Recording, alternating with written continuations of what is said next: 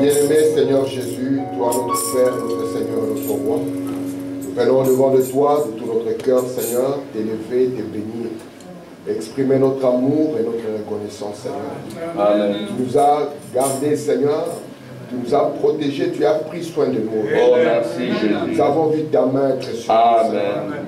Ce n'est pas parce que nous sommes les meilleurs, ce n'est pas parce que nous sommes les plus bons, mais parce que ta grâce simplement, oh Dieu, nous a Amen. Seigneur, la même grâce nous a amenés en ces lieux pour que nous puissions respecter notre rendez-vous avec toi. Alléluia. Tu as promis, Seigneur, que là où nous serons rassemblés, ta présence y sera. Amen. Oh Dieu, mes frères, mes sœurs ne sont pas venus pour rencontrer un homme, Seigneur. Nous sommes conscients que l'homme est limité, n'a rien à donner, Seigneur. Mais toi, tu es limité, tu as tout à donner, Seigneur. Ainsi, Père, tu connais les besoins derrière chaque cœur, Seigneur. Viens, Père, par ta parole, qui est l'outil par excellence, et accorde, Seigneur, la solution aux besoins de tes enfants. Alléluia. Là où il y a besoin de guérison, accorde-le. Amen. Là où il y a quelconque cause de bénédiction, Seigneur, accorde-le. Amen. De sorte qu'en sortant de ce lieu, nous puissions dire que notre cœur brûlait au-dedans de nous. Alléluia. Bénis ton serviteur, oh Dieu. Fortifie son corps, Seigneur. Amen. Est-ce que Père bien-aimé, alors qu'il a confessé qu'il a été guéri il y a 2000 ans, Amen. que c'est la Père, oh Dieu, le lui soit accordé.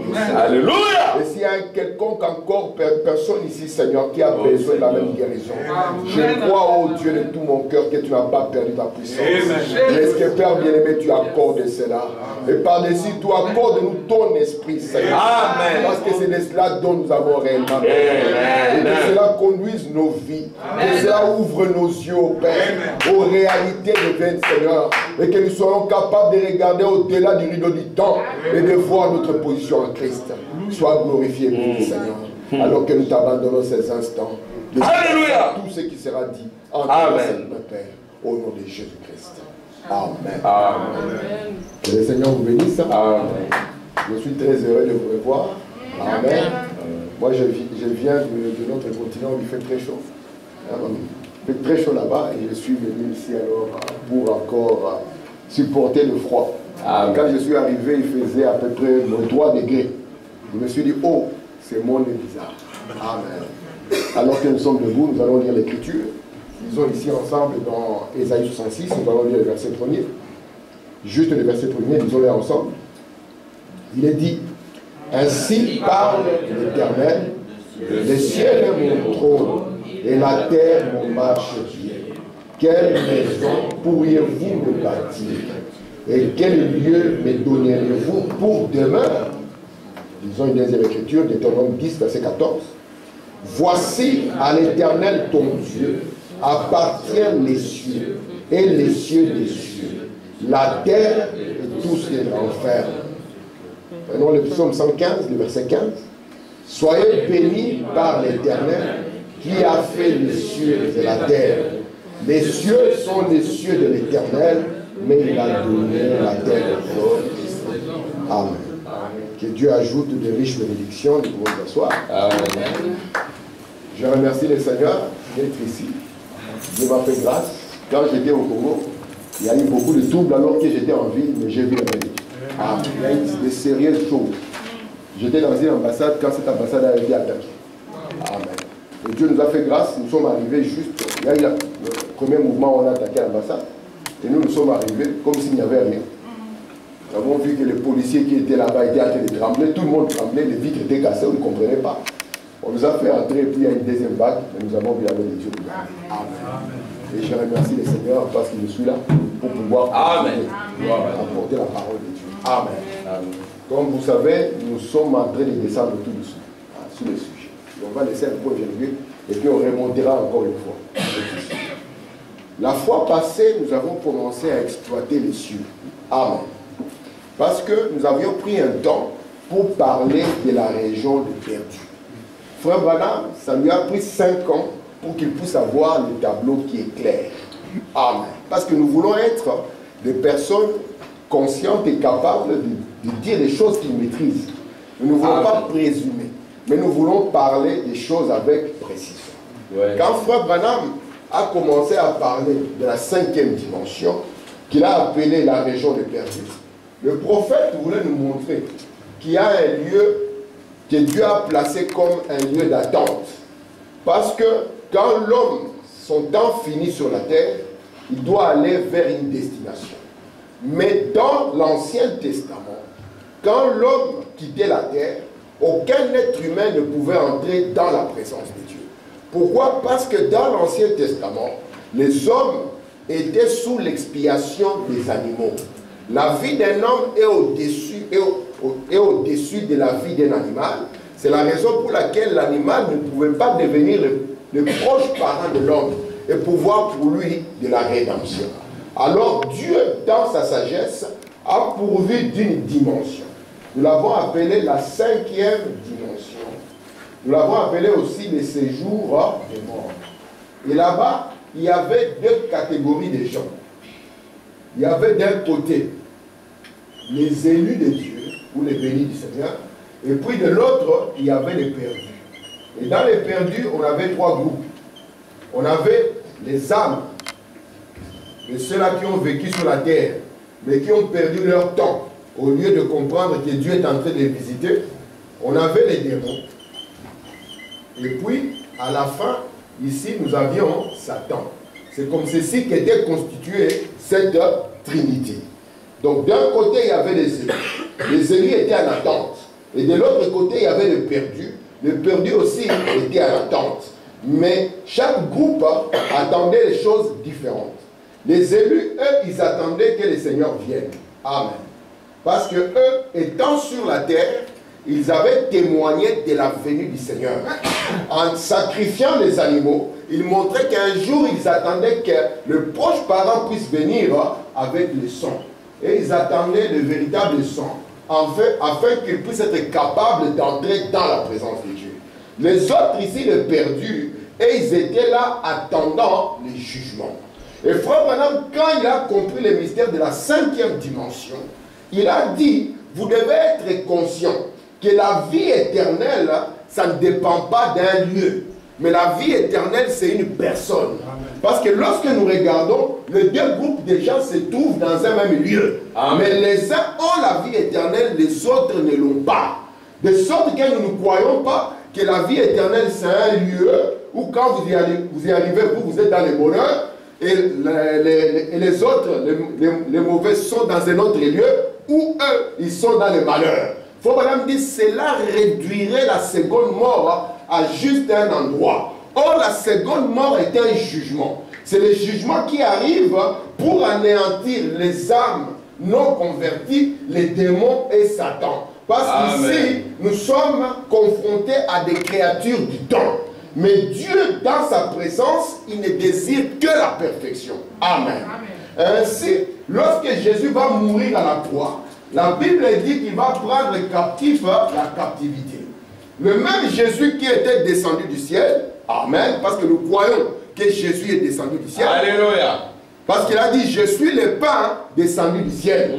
Mais descendre du ciel, ce n'est pas un mouvement de haut en bas. Non, ça n'existe nulle part. Alléluia. Donc, madame nous dit, descendre, c'est quelque chose qui était invisible et qui devient visible. Amen.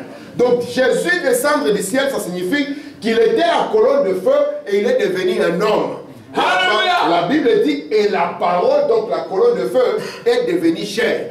Et monter maintenant, c'est quelque chose qui était visible et qui devient invisible. C'est la raison pour laquelle il dit, je viens du Père et je retourne au Père. Ce n'est pas je viens de chez le Père et je retourne chez mon Père, mais je viens du Père et je retourne au Père.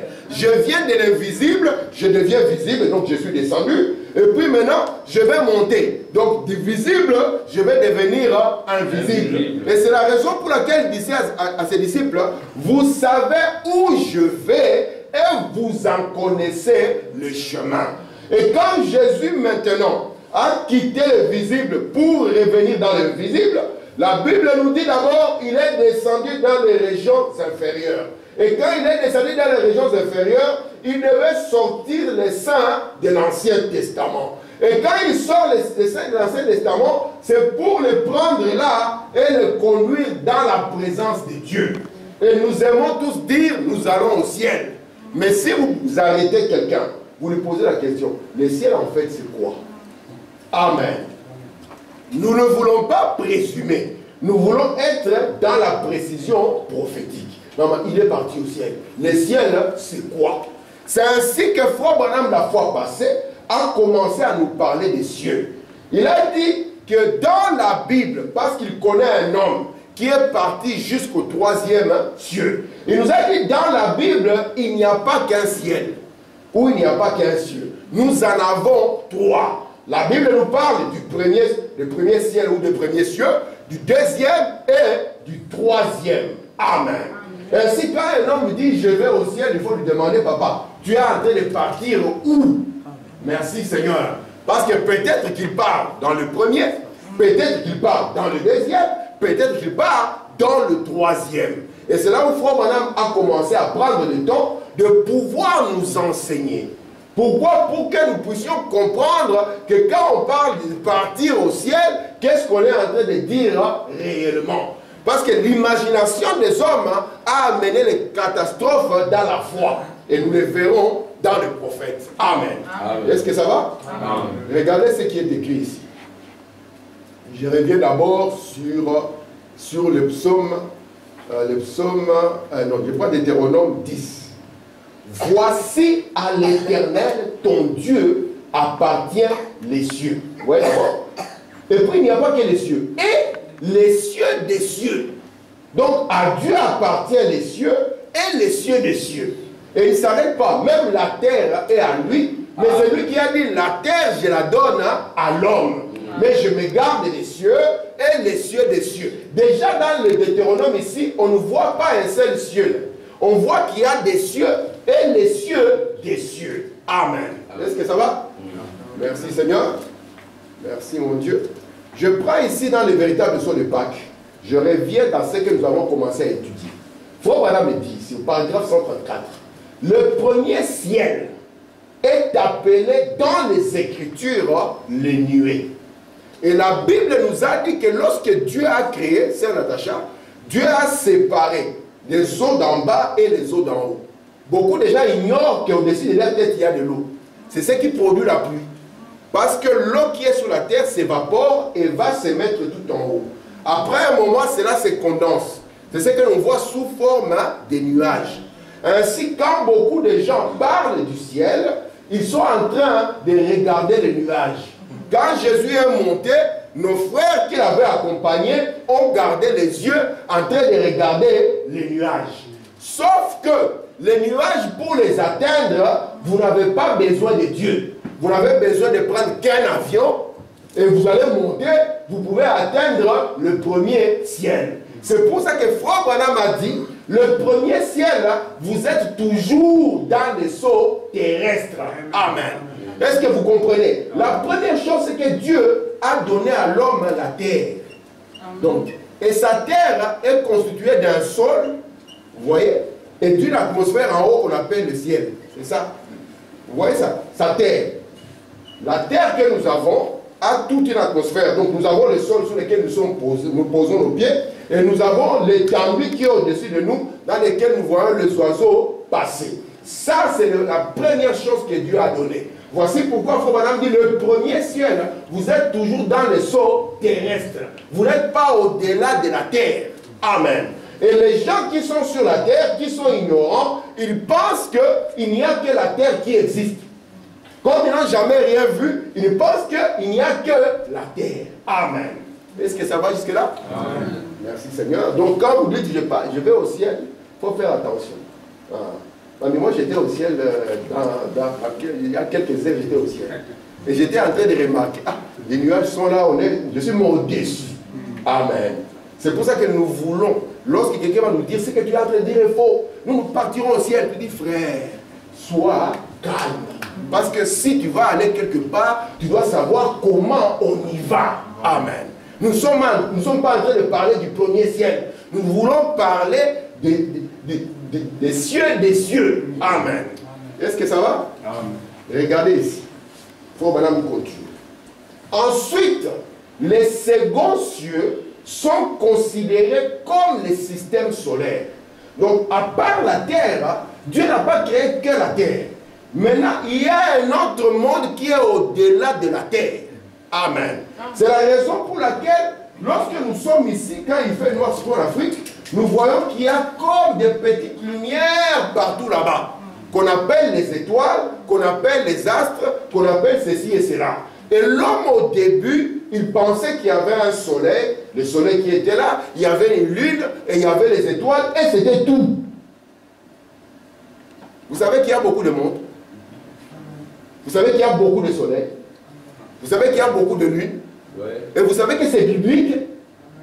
Parce que Dieu n'a pas créé qu'un monde. Dieu a créé des mondes, il a créé des étoiles, il a créé des lunes. Et quand Frère Branham a commencé à comprendre ça, ça a changé sa pensée. Amen. Parce qu'avant, peut-être, comme tout le monde disait, vous voyez, quand on va monter au ciel, il avait l'idée qu'un jour, les hommes vont s'élever comme ça, littéralement. Or, l'homme s'est élevé littéralement avec l'avion. Mais il y a un endroit où la science ne peut pas te mener. Il n'y a que Dieu qui en a la clé. Amen. Alléluia. Pour atteindre le premier ciel, l'avion l'a fait. Amen. Pour atteindre le deuxième ciel, la fusée l'a fait. Pourquoi? Parce que l'homme a pu quitter sa planète et commencer à découvrir qu'il y avait d'autres planètes. Vous savez qu'on a failli tuer Copernic. D'abord, il est mort pour ça. Lorsque Copernic a regardé avec le télescope, il a vu qu'il y avait tout le monde. Il a compris. Mais qu'est-ce qu'ils sont en train de raconter? Parce qu'avant, on pensait que c'est la Terre qui tournait autour du Soleil, ou je ne sais pas, le Soleil tournait autour de la Terre. Et Copernic a dit, lorsque vous observez, vous allez voir que c'est différent. On a dit, toi, tu es en train de raconter n'importe quoi, on va te tuer. Parce qu'il avait, l'Église disait, l'Écriture a dit, Soleil, arrête-toi. Alors comme lui, il disait, non, le Soleil, lui, il est le point central de cette galaxie, lui, il ne bouge pas, c'est plutôt la Terre qui tourne. On va dire, alors, messieurs, on va s'en prendre à toi. Amen. Remarquez ici. La question qu'on va poser à Frère Branham, question et réponse. Existe-t-il plusieurs mondes? Ce n'est pas une belle question, ça. Parce que nous pensons, lorsque nous sommes là, nous pensons que, il n'y a que notre terre. Et comme l'homme est égoïste, quand il est là, il pense qu'il n'est que seul. Il n'y a personne d'autre. Regardez. Oui, il y a des mondes et des mondes. Est-ce que je peux avoir un amen? Amen. Et Frère Branham prend maintenant l'écriture. Hébreux chapitre 1er, verset 2. Si vous voulez le voir, on a regardé ça avec Raël, c'est la version Darby qui le sort bien. En anglais, c'est clair, mais la version du second, ça ne va pas. On va dire seulement monde, mais la version Darby, c'est des mondes. Et il donne deux écritures. Il prend aussi Hébreux chapitre 11, verset 3. Il y a des mondes et des mondes. Dieu a créé des mondes. Amen. Amen. Merci Seigneur. Regardez la suite. J'étais à un grand observatoire. Il n'y a pas longtemps. Là, on peut regarder dans les télescopes et voir à 120 millions d'années-lumière dans l'espace. Sinon, on aurait dit, vous avez, votre Bible dit que Dieu créa le ciel et la terre. Et puis, point. Maintenant, quelqu'un regarde, t'amène sur le télescope, il te dit, maintenant, c'est là, ça vient d'où? Parce que dans ta Bible, on écrit seulement, il créa le ciel et la terre. Mais ces autres mondes ici viennent d'où? Mais notre Bible dit que Dieu a créé des mondes. Amen. Il dit, j'ai regardé à 120 millions d'années-lumière dans l'espace. On peut voir l'immensité de son univers. Et depuis lors, l'homme essaie de trouver le bout de l'univers. Il va mesurer quelle est la grandeur de l'univers. Regardez, vous pouvez penser, nous regardons ce soleil et nous pensons que c'est l'unique soleil. C'est ce que nous pensons. C'est faux, madame, écoutez, il continue. Il y a des soleils et des soleils et des orbites et des soleils. Parfois, il y a des planètes qui ont deux soleils, n'est-ce pas, mon frère? On trouve une planète qui a deux soleils. Écoutez, des soleils, des planètes au-delà de celui-ci, au point qu'on en compte des millions. Chaque jour, on découvre. C'est pour ça qu'ils lancent des sondes pour aller voir ce qu'il y a dans le fin fond de l'univers. Écoutez, et Dieu est cet univers situé là, notre Dieu est au-dessus de tout ça. Amen. Nous avons des galaxies et des galaxies. Nous avons le nôtre qui est comme, quand on les regarde, c'est comme une traînée de lait. C'est pour ça qu'on appelle ça la voie lactée. Mais au-delà de la voie lactée, il y en a encore d'autres. Et c'est pour ça que l'homme se pose la question, est-ce que je suis seul? Et puis il envoie hello, comme s'il y a quelqu'un qui va répondre aussi hello. Dieu a créé des mondes et des mondes. Il a créé des lunes. Il a créé des terres. Il a créé des orbites. Et l'homme essaie de trouver quel est le lieu le meilleur qui est le plus proche. Papa, prends d'abord soin de la terre avant d'aller chercher autre chose ailleurs. Mais ce n'est pas ça, Natacha. On va aller sur Mars, mais papa, prenez d'abord soin de votre maison avant de dire que vous allez découvrir une autre maison. Amen. Il faut vraiment dire, Dieu au-dessus de cet univers situé là, il dirige. Pouvez-vous vous représenter qui Dieu est? Pouvez-vous faire une idée de qui Dieu est, ce qu'il est? Parce que si vous regardez le télescope, vous allez voir que c'est immense. C'est comme si ça n'a pas de fin. C'est comme si c'est tellement grand.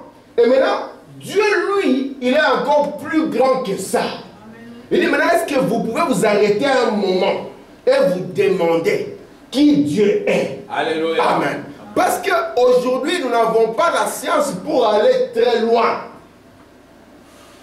Même quand nos astronautes quittent le truc qu'ils ont mis en haut là-bas, ils ont peur de partir là. Parce que s'ils partent, ils vont les chercher. Déjà, pour aller chercher ceux qui sont là, c'est tout un problème. Maintenant, s'il se dirige partout, il ne sait même pas où il va aller. Maintenant, il faut madame dire, quand vous voyez cette immensité, Dieu, lui, il est encore plus grand que ça. Amen. Notre terre, c'est comme un petit point. Alléluia. Un petit point. Alléluia. Et c'est là où tout le monde se trouve. Amen.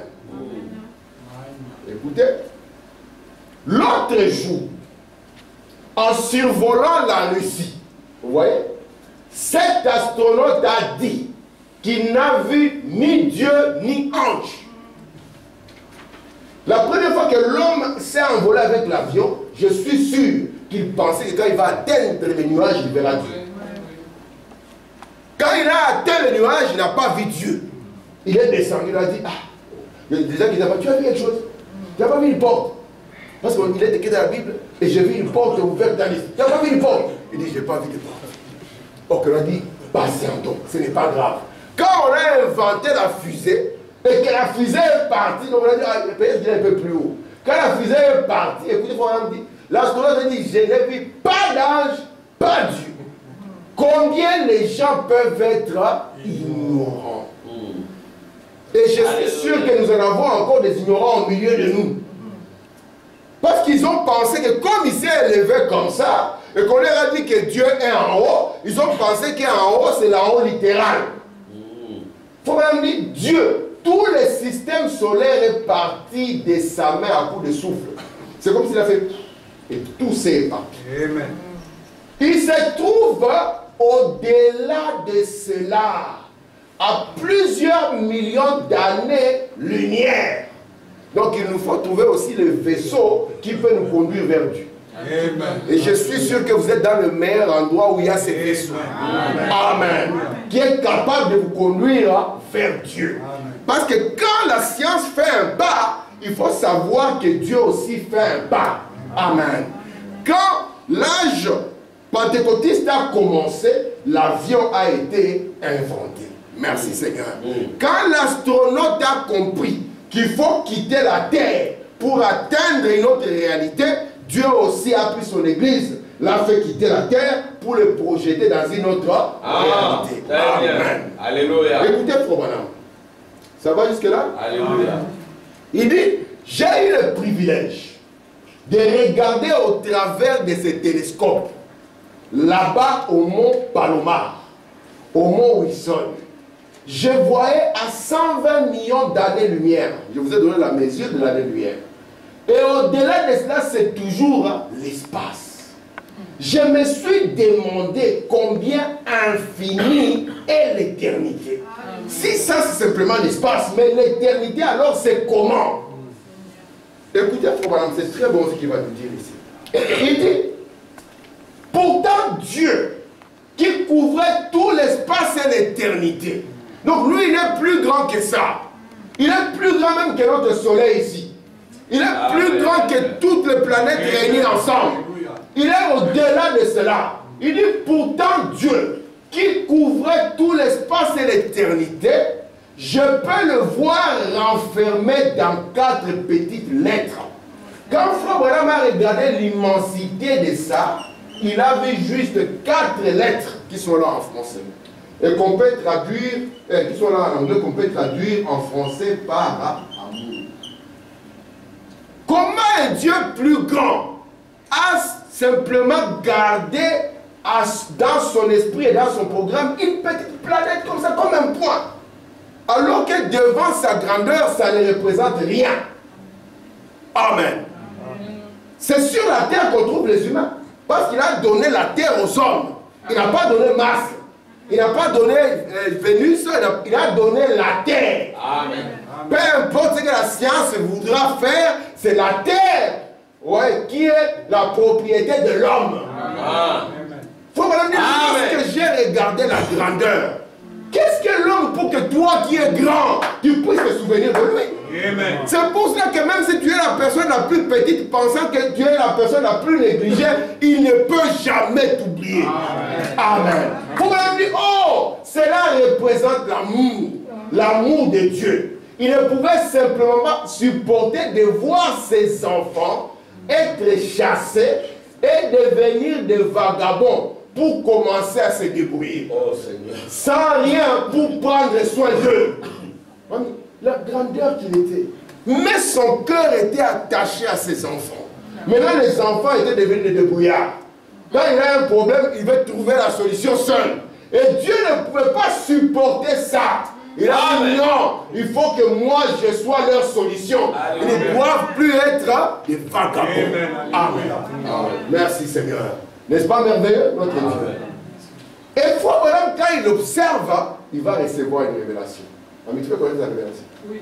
Il dit, j'ai reçu une révélation l'autre jour, alors que je me tenais sous le mont Palomar, à l'observatoire du mont Palomar, observant le temps. Il a vu la distance qu'il y a. Combien de temps ça nous prendrait? Combien ça prend pour qu'on envoie un truc sur Mars? Moi déjà pour quitter juste l'Afrique ici, il me faut à peu près 10 heures ou 9 heures. D'ailleurs, moi je suis parti, mon voyage a commencé hier à midi, pour arriver aujourd'hui à 7 heures. Alors qu'on est seulement ici sous le sceau terrestre. Maintenant regardez ici. J'ai reçu une révélation l'autre jour, alors que je me tenais sous le mont Palomar, à l'observatoire du mont Palomar, observant le temps, l'espace jusqu'à Mars, jusqu'au dernier continent et autres. Comme la lumière voyage à une vitesse de plusieurs milliers de kilomètres par seconde, écoutez Frère Branham, si un ange,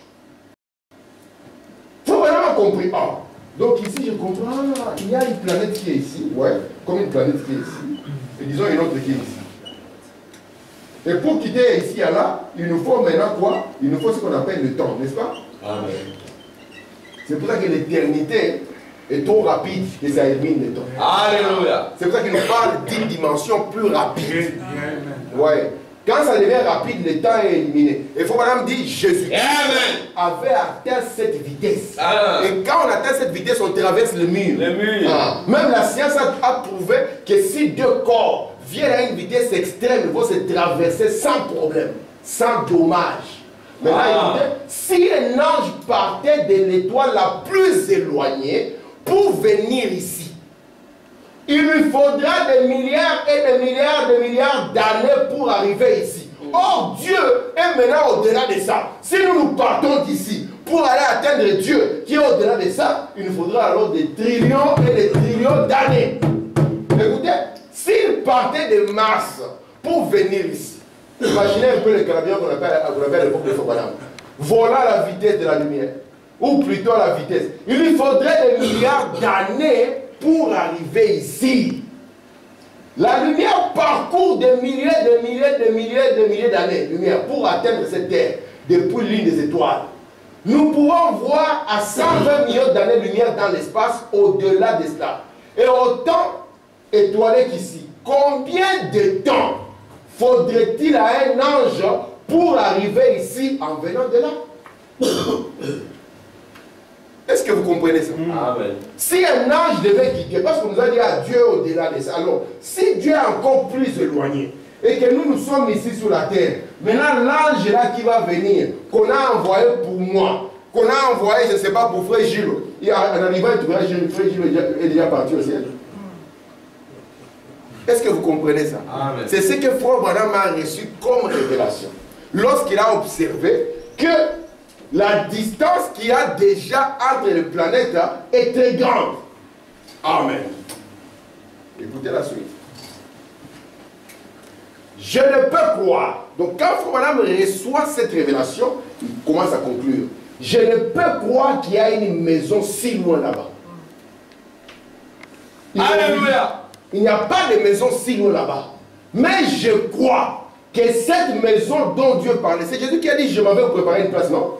Amen. Et Branham, quand il regarde ça, il dit, non, non, il doit y avoir quelque chose qui cloche quelque part. Il dit ainsi, je ne peux croire qu'il y a une maison si loin là-bas. Il dit, mais je crois que cette maison dont Dieu parlait est ici maintenant. Amen. Quand nous cessons d'être mortels ici, c'est là que nous, les êtres mortels, nous entrons dans l'immortalité. Là-bas dans un lieu. Je crois que c'est là que se trouve Jésus aujourd'hui. Le Seigneur Jésus ressuscité. Pas très loin là-bas quelque part, à 1 million de kilomètres, mais juste ici présent avec nous. Amen. Alléluia. Faut vraiment regarder. La distance est trop grande. Il dit, mais il y a un truc qui ne va pas. Il pensait peut-être avant qu'un ange quitterait là-bas pour venir ici. Et non, Dieu nous montre. Il faut nous dire, j'ai reçu une révélation. Et par cette révélation, je vais vous dire que la maison qui a été promise n'est pas si loin là-bas. Elle est juste ici avec vous maintenant. Pas seulement la maison, le même Jésus. Pas seulement le même Jésus, même les anges. Amen. Ils ne sont pas si loin là-bas. Alléluia. Merci Seigneur. Merci Seigneur. Regardez maintenant ce que faut maintenant. Maintenant commençons à voir cela. Elle m'a dit les cieux. Les troisièmes cieux sont au-delà de ça. Parce que remarquez, les trois premières dimensions, nous avons la lumière, n'est-ce pas? N'est-ce pas? La matière, et puis nous avons le temps. Si vous allez sur Mars, vous serez toujours dans ces trois dimensions. Si vous allez sur Vénus, vous serez toujours dans ces trois dimensions. Et plus vous allez commencer à vous éloigner, plus il y aura un souci avec le temps. Vous serez toujours dans le temps. Or, nous voulons aller au-delà du temps. Amen. Amen. Donc, il nous faut quelque chose d'autre pour pouvoir nous amener au-delà du temps. L'avion ne peut pas le faire. La fusée ne peut pas le faire. Mais Dieu a le secret de nous amener au-delà du temps. C'est pour ça qu'Apocalypse 10, quand il descend, il dit, il n'y a plus de temps. Amen. Amen. Merci Seigneur. Très bien. Regardez ici Ésaïe 14, pour que vous puissiez voir que lorsque Frère dit c'est au-delà de ça, au-delà des étoiles, des systèmes solaires, Frère est en train de prendre l'écriture. Ésaïe 14, c'est le diable qui parle.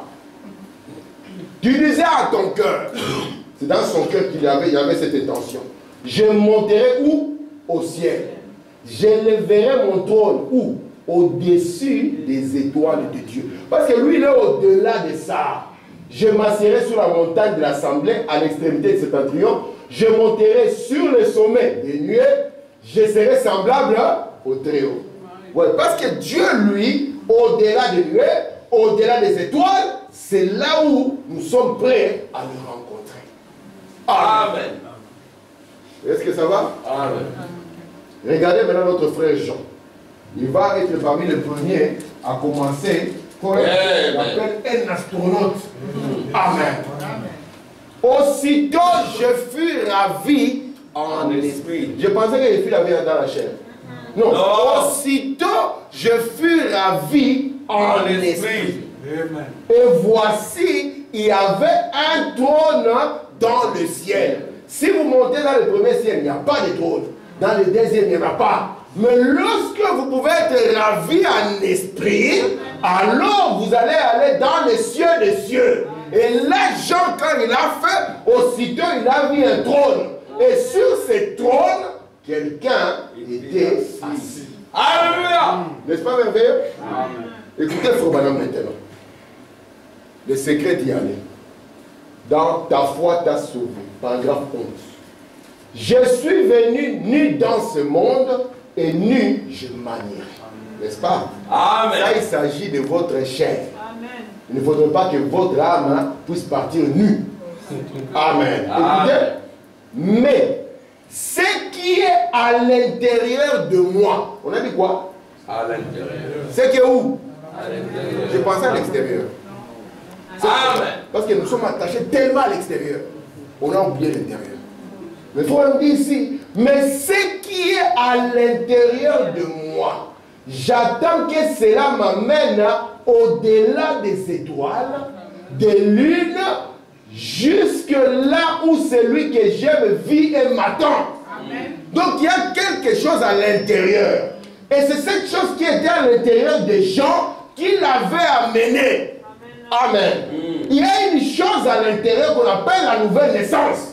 Et cette chose est capable de vous amener au-delà des étoiles, au-delà du soleil, au-delà de la lune, jusque dans sa présence. Amen. Et vous dire, je ferai tout mon possible pour les servir jusqu'à ce qu'ils m'appellent. Amen. Amen. Donc il y a quelque chose à l'intérieur. N'est-ce pas merveilleux? Amen. Qui est capable de vous amener à vous envoler. Et merci Seigneur. Amen. Dans les âmes qui sont en prison, Frère Branham va aussi avoir la même expérience que Jean. Parce que Jean a eu une partie de l'expérience. Alléluia. Branham a fait les deux expériences. Ah. Écoutez ce qu'il va dire. Dans les âmes qui sont en prison maintenant, paragraphe 110. Comme j'eus la vision des deux endroits. Quels sont les deux endroits? Branham a été dans la zone des perdus, ou la dimension de l'horrible, n'est-ce pas? Et puis il est parti dans la 5e dimension. Et il a été aussi dans la 6e dimension. Et c'est pour ça qu'il dit, j'étais dans les deux endroits. Il dit, par la grâce de Dieu, je ne dis pas ceci pour être sacrilège. Il y a des expériences qu'il n'osait pas dire aux gens. Amen. Parce que quand il parlait comme ça, les gens pensaient peut-être qu'il veut se faire passer pour quelqu'un. Or, Dieu lui donnait ces expériences pour notre instruction. Amen. Mais il arrive devant un peuple qui est braqué. Alors il dit, écoutez, je ne dis pas ceci pour être sacrilège. Et si c'est faux, que Dieu me pardonne. Alors que ce n'est pas faux. Pour juste que les gens comprennent ce qu'il veut leur dire. Il dit, je crois que j'ai été, pas simplement j'ai été. Amen. Dans les deux endroits. Ah. Donc j'y ai été. Amen. Si quelqu'un dit que j'ai été en Belgique, ça ne veut pas dire que j'ai regardé dans ma télévision, j'ai vu la grande place et j'ai été en Belgique. Non, ça signifie que j'ai mis mes pieds en Belgique. Je n'étais pas en transit en Belgique. Non. Mais j'ai mis mes pieds en Belgique. Il dit, je crois que j'ai été dans les deux endroits. Vous voyez, les deux endroits. J'ai vu les racheter et les bénis. J'ai vu les perdus et l'endroit où ils se trouvent. Frère Branham les a vus, a été ici à l'âge de 14 ans. À 14 ans, Frère Branham a été dans cette région. Et il y a vu des femmes maquillées bizarrement. Qu'il verra sur la terre. Amen. Dans une expérience réelle. Remarquez ici, il n'a pas été simplement ici. Et c'est là où il a dit, Seigneur, je te promets, si tu me ramènes sur la terre, je serai un bon garçon. Amen. Et quand il est revenu, il n'a pas pris cela à la légère, parce qu'il a été dans cet endroit. Il est devenu un bon garçon. C'est Natacha. Et Dieu lui a permis de voir de l'autre côté. Amen. L'envers du décor. Amen. Écoutez, je fus transporté pour voir ce qu'il y avait au-delà du rideau. Il m'a permis. Donc quand Dieu l'a amené, c'est pour lui permettre de venir nous parler. Amen. Il m'a permis de revenir vous dire que là, de l'autre côté, nous ne serons pas des fantômes. Amen. Autant de fois, madame disait, quand un homme meurt, il devient comme un nuage qui joue de la harpe. Alors lui, dans son cœur, même dans les dessins animés des enfants, on montre quelqu'un, il joue la harpe. Il avait dit, mais comment je vais faire? Si je vais au frère Neville, je peux le voir, mais je ne peux pas lui dire bonjour, parce que nous serons des nuages, nous serons comme des fantômes. Il dit non! Il m'a permis de le voir pour vous dire que de l'autre côté, nous ne serons pas des fantômes, des esprits. Nous serons des hommes et des femmes. Jeunes, ne mourant jamais, ne tombant jamais malades. Juste au-delà de ces rideaux. Le rideau, c'est la chair. Amen. La mort ne peut rien faire d'autre que vous amener dans ces lieux. Amen. Dieu lui a permis de voir la zone de perdu. Pour dire, même jeune homme de 14 ans, fais attention. Moi, j'avais 14 ans, moi, Branham, je me suis retrouvé là-bas. C'est par la grâce de Dieu que j'en suis sorti. Amen. Alors, fais grave, quand Dieu te parle, il peut dire, moi, je n'avais pas eu l'occasion d'être dans une église. Et Dieu lui a dit, je te donne l'occasion. Mais pour nous, jeunes gens, et pour nous, personnes âgées, Dieu nous a donné l'occasion. Amen. Il dit, j'ai été aussi de l'autre côté où je craignais qu'on allait devenir des fantômes et des esprits. Et j'ai compris que ce sont des hommes, des femmes, des jeunes en très bonne santé. Amen. Amen. Merci Seigneur. Je continue. Dans la vision de Patmos. Très bien. Le précieux Saint-Esprit l'a fait il y a quelques années. Il faut vraiment m'avait difficile de parler de cette expérience. Le précieux Saint-Esprit l'a fait il y a quelques semaines. Il m'a laissé voir. Écoutez, en d'autres termes, j'avais peur de la mort.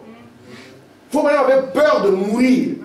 Pourquoi il avait peur de mourir? Parce qu'il savait que si je meurs, ça va être fini pour moi. Mes mains vont rester dans la tombe. Je vais devenir un fantôme. Il dit, en d'autres termes, j'avais peur de la mort. Et le Saint-Esprit m'enleva. Amen. M'enleva. Le Saint-Esprit m'enleva et me montra ce que c'était. Amen. Branham, tu crains la mort? Je t'enlève. Viens voir ce que c'est. Vous avez entendu parler de ce témoignage? Lorsque je suis revenu, j'ai dit, alors mort, où est ton aiguillon? Alléluia. Parce qu'il pensait que la mort transformait l'homme en fantôme, en esprit. Mais le Saint-Esprit l'a pris, l'a enlevé, pour qu'il puisse voir que de l'autre côté, ce sont des jeunes. Amen. Dans des corps qui ne mourront pas. Amen. Merci Seigneur. Merci mon Dieu. Et maintenant, écoutez, Fabana. Dans cette vision, il est difficile à parler à ses frères. Dans cette vision, je crois que j'ai été enlevé dans cette 6e dimension. Regardant en arrière ici-bas. Donc là, l'arrière, la terre est restée.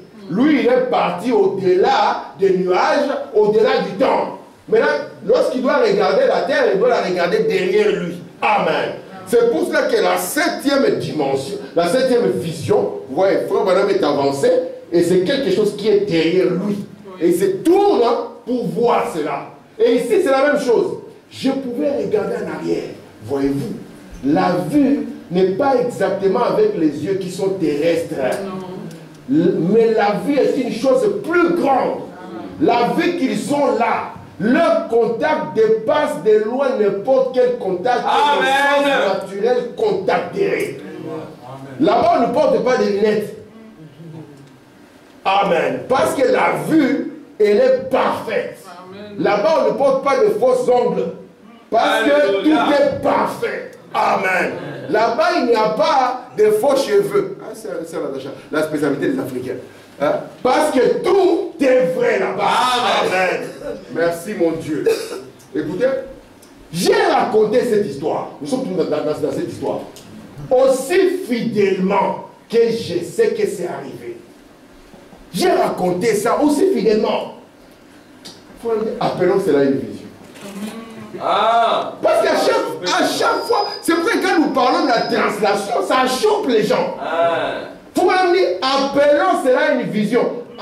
En fait, en effet, si je disais que c'était une petite translation, si c'était une vision, je n'ai jamais rien eu de semblable. Eh bien, je n'essaie pas d'imiter le grand Saint Paul. Parce que ce qui lui est arrivé, c'est exactement ce que Paul a eu. Sauf qu'il ne peut pas le dire aux frères. Les frères préfèrent croire à Paul qui est dans le passé plutôt que croire au don que Dieu leur a donné. Amen. Et si Paul revenait, ils vont le contester aussi. Amen.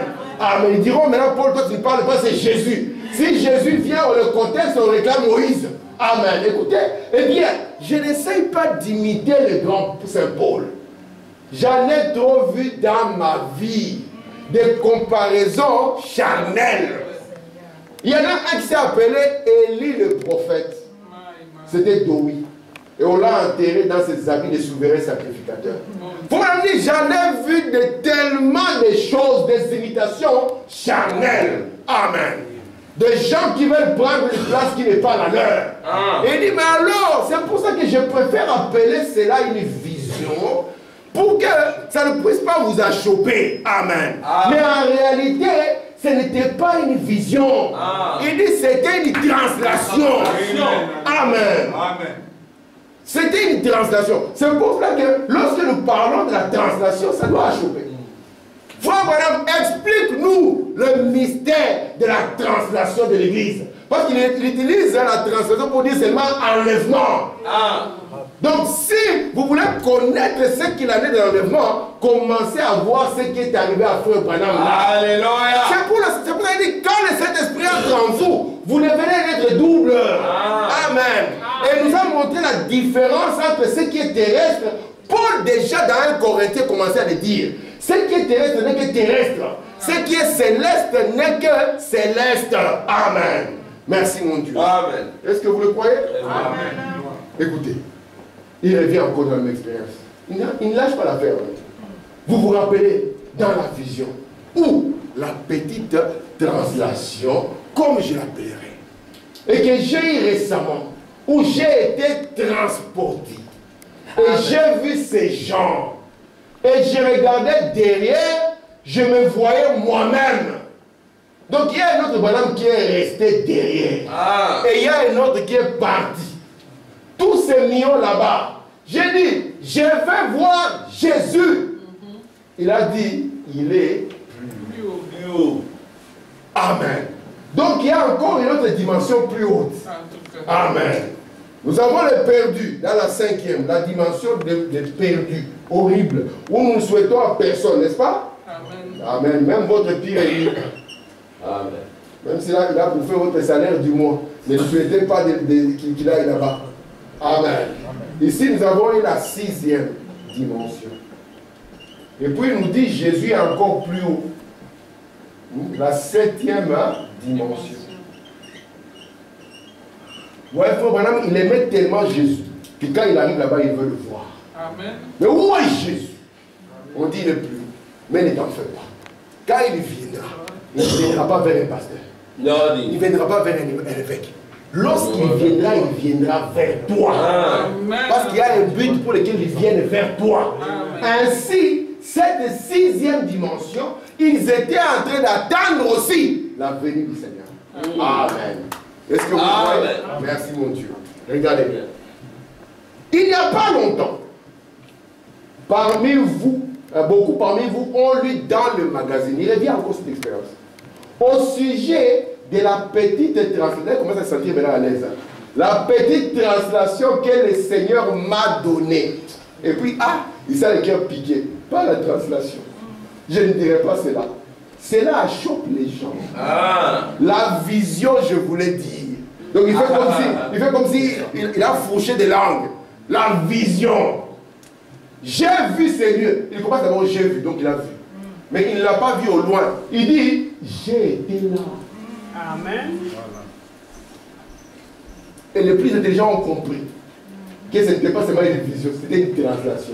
C'est pas que je l'ai vu. Non, mais j'ai été là.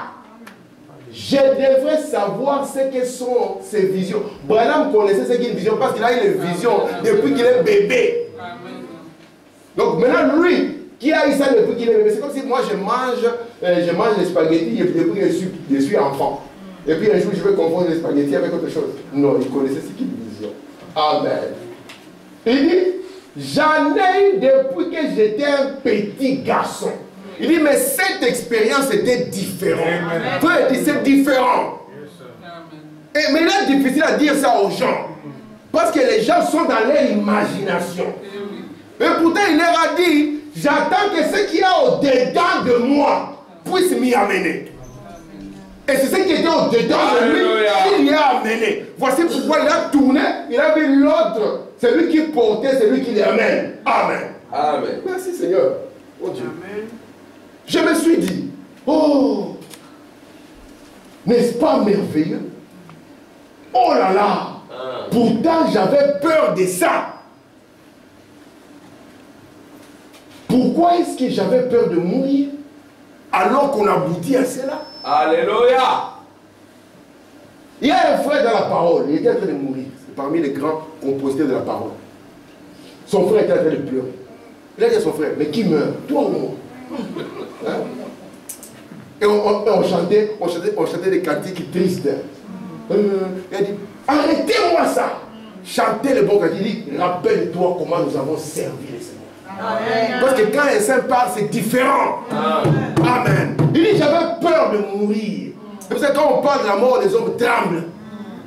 On dit à un Congolais, prends une assurance d'essai. Il dit, ça signifie que je vais mourir. Mais tu mourras, mon frère, tôt ou tard. Et voilà, dit, j'avais peur de ça. Jusqu'à ce que Dieu me prenne et me montre la finalité d'un saint quand il quitte la terre. Amen. Il tremblait.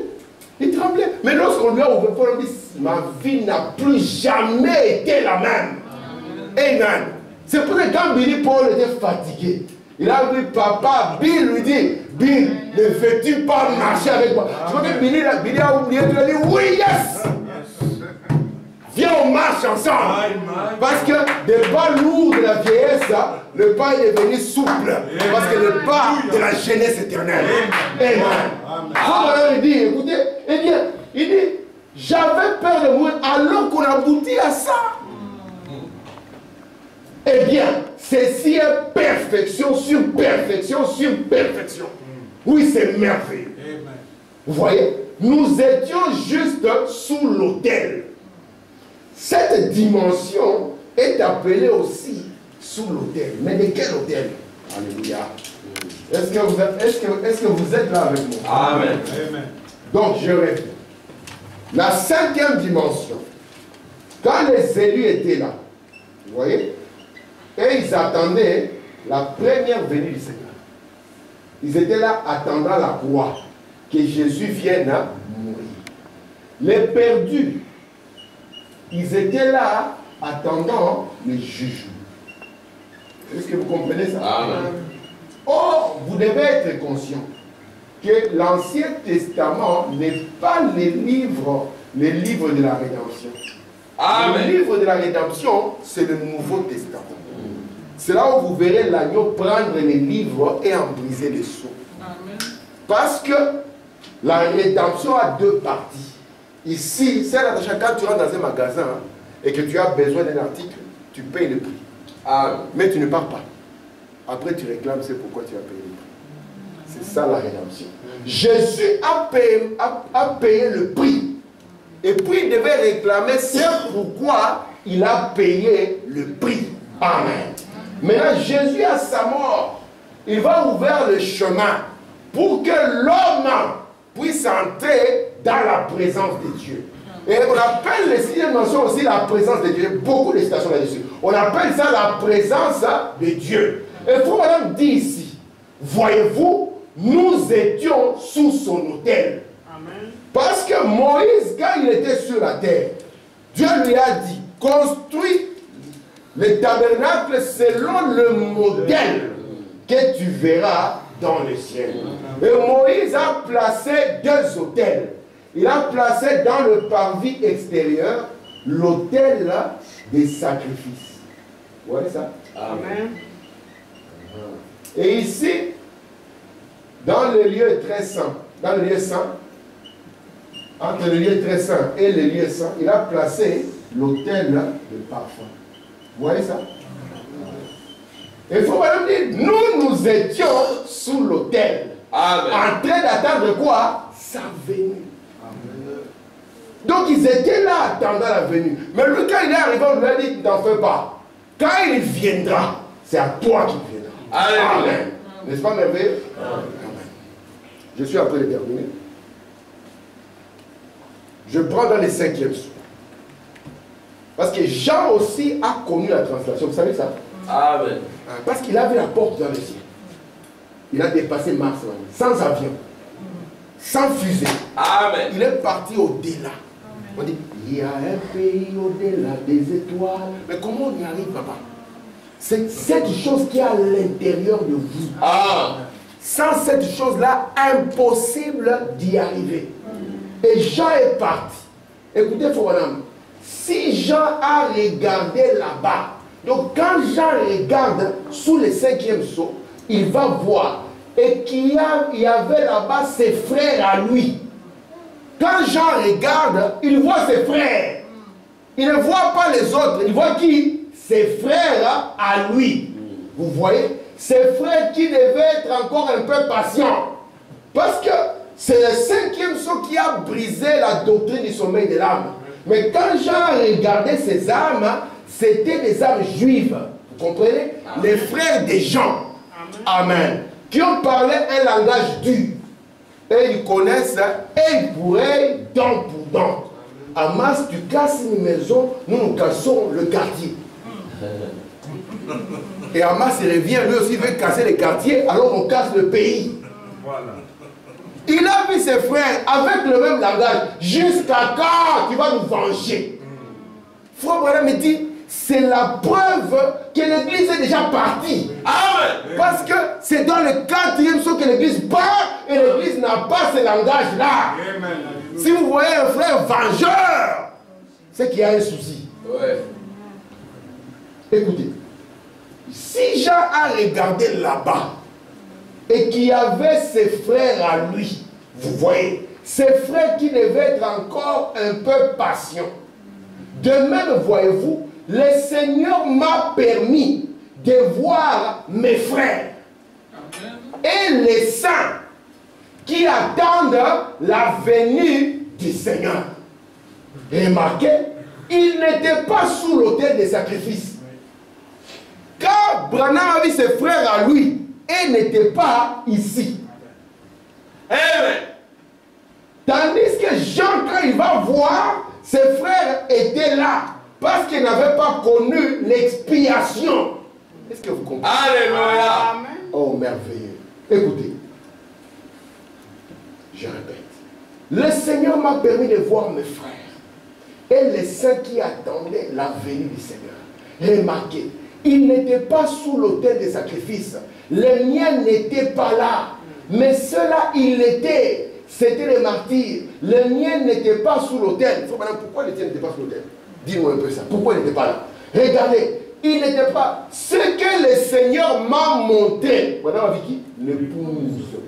Elle n'était pas sous l'autel de martyrs. Pas du tout. Sous l'autel du sacrifice des martyrs. Ils avaient des robes blanches. Amen. Parce qu'ils avaient accepté la grâce du pardon de la parole vivante. Amen. Christ leur avait donné une robe blanche. Ah. Ils avaient déjà l'esprit. Ils avaient accepté l'expiation du sang. Amen. C'est pour ça qu'ils pouvaient traverser déjà l'autel des sacrifices. Mais c'est des gens, ils attendaient l'expiation. Amen. Voici pourquoi, quand cette nouvelle vient faire Frère Branham, elle doit aller tout droit vers les Juifs. Amen. Afin de faire quoi? D'ouvrir les yeux à l'expiation. Et Branham dit, lorsque l'agneau s'est avancé, vous savez que lorsque l'agneau s'est avancé pour prendre les livres et à briser les sceaux, Branham dit l'enlèvement a déjà eu lieu. Amen. Lorsque l'agneau s'avance, amen, et qu'il jette le couronne, tu vois l'autel de parfum, là où il est versé. Et quand c'est versé, quand on verse les prières, et on dit maintenant, tu nous as rachetés. Amen. Frère Branham dit, on lui a posé la question, Frère Branham, qui sont ceux-là qui l'écrivent comme ça? Tu nous as rachetés par ton sang de toutes les nations de la terre. Amen. Et Frère Branham dit, non, ce sont les 4 êtres vivants. Et Branham veut continuer. Le Saint-Esprit l'arrête. Il dit, y a-t-il quelqu'un de malade ici?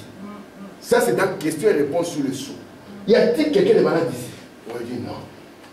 Là, c'est-à-dire, hein, l'église où personne ne dit, non, tout le monde est bon. Il dit, il y a quelque chose qui se passe. Et quelqu'un dans la famille dit, Frère Branham, relis l'écriture. Il lit l'écriture, il voit, tu nous as rachetés. Dieu n'a pas racheté les 4 êtres vivants. Il dit, c'est l'église qui est déjà partie dans l'enlèvement. C'est pour ça que quand Frère Branham a connu le mystère de la translation, il dit, j'ai difficile à le dire aux gens, parce que cela choque les gens. Mais il revient, il dit, Frère Branham, explique-nous le mystère de la translation de l'église. Il dit, il ne s'agit pas de votre extérieur. Il dit, celui-là est voué à la mort et mourra. Il s'agit de l'autre qui est à l'intérieur. Donc Branham a dit, il est capable de vous faire traverser Mars, de vous faire traverser la Lune, de vous amener au-delà de cela. Amen. Merci Seigneur. Alléluia. Avant que je finisse, merci mon Dieu. Alléluia. Remarquez une chose, je vous ai montré ici comment Elohim était au début. Et en lui, il y avait des Elohim.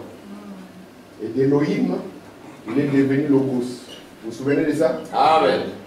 Et quand il était Logos, donc un corps-parole, c'est là où la Bible dit, au commencement, était la parole. Amen. La parole là, c'est attaché à nous, comment c'était la parole, ce n'était pas des mots qui circulaient. C'était juste la lumière. Alors Dieu est devenu la lumière. C'est pour ça qu'on dit dans la parole, et la lumière fut. Amen. Et c'est dans ce corps de lumière que Dieu a dit, créons l'homme à notre image. Et le premier homme que Dieu a créé était aussi Logos. Amen. Alléluia. Alléluia. C'était un homme qui avait un corps. Amen. Amen. Il ne pouvait rien toucher, mais il était déjà là. Amen. Il était dans ce corps ici. Alors qu'est-ce que Dieu va faire? Dieu va prendre un corps de chair, le corps de chair, un corps animal. Il va détacher cet Eloah ici. Il va venir le placer dans ce corps. Amen. Et quand il le place ici, l'homme maintenant est capable de tomber. Amen. Amen. Mais quand l'homme va tomber, Dieu a gardé les représentations. Est-ce que vous comprenez ça? Amen. Quand vous naissez de nouveau, il y a un corps qui commence à vous et qui correspond à celui-là. Alléluia. Amen. C'est comme le papier des Chinois. Les Chinois, dans les temps anciens, c'est pour ça qu'un jour, frère Amar a prêché quelque part, il a parlé du siècle ancien, les gens ont failli les tuer. On a dit, tu inventes encore des histoires. La Bible dit arc-en-ciel. Amen. Il leur a dit, c'est un cercle. Il y a une partie qui est dans la terre, que vous ne voyez pas. Amen. Il y a une autre partie qui est au-dessus. Amen. Parce que ça doit former l'éternité. Alléluia. Amen. Et Dieu alors, par la nouvelle naissance, il y a une partie qui est en vous et qui s'identifie à ceci, qui fait que vous ne pouvez jamais être perdu. Amen. Voici pourquoi la paix du mystère, de la doctrine de Jésus-Christ était vous devez naître. Amen. Parce que si vous ne naissez pas de nouveau, le mystère du royaume sera compliqué. Les gens vont penser qu'un jour on va s'envoler. Personne ne s'envolera. Celui-ci est lourd et lié à la terre. Amen. Nous avons vu qu'il ne s'agit pas de lui. Amen. Mais il y a un autre à l'intérieur. Amen. Qui est capable de guérir votre corps. C'est par celui-là que vous avez le courage du dimanche de vous lever du lit et de venir à l'église. Alléluia. C'est par celui-là qu'on peut te donner l'argent parce que cet argent est ça. Tu dis non alors que tu n'as pas d'argent. C'est par celui-là que tu peux te retrouver devant n'importe quelle situation et dire non, ça ce n'est pas la parole. Et on dira, regardez-moi ce papa, il est venu fou. Il y aura des opportunités, c'est par celui-là qu'on domine. Et nous sommes ici pour que ce corps se forme en vous. Amen. En chacun d'entre vous, comme le corps a commencé à se former dans Marie. Ajoutant parole à la parole, parole à la parole. Amen. Et puis un jour, quand les roues mortelles vont arriver, quand cela est arrivé à la sœur Hope, elle a dit, Billy, tu en as parlé, mais tu ne mesures pas la chose. Et quand Billy, cela lui est arrivé, il a dit, il m'a ramené pour vous dire, n'ayez pas peur. Amen. Oh, amen. Amen. Que Dieu vous bénisse. Amen. Nous allons nous mettre debout. Alléluia. Est-ce que vous comprenez? Alléluia. Merci Seigneur.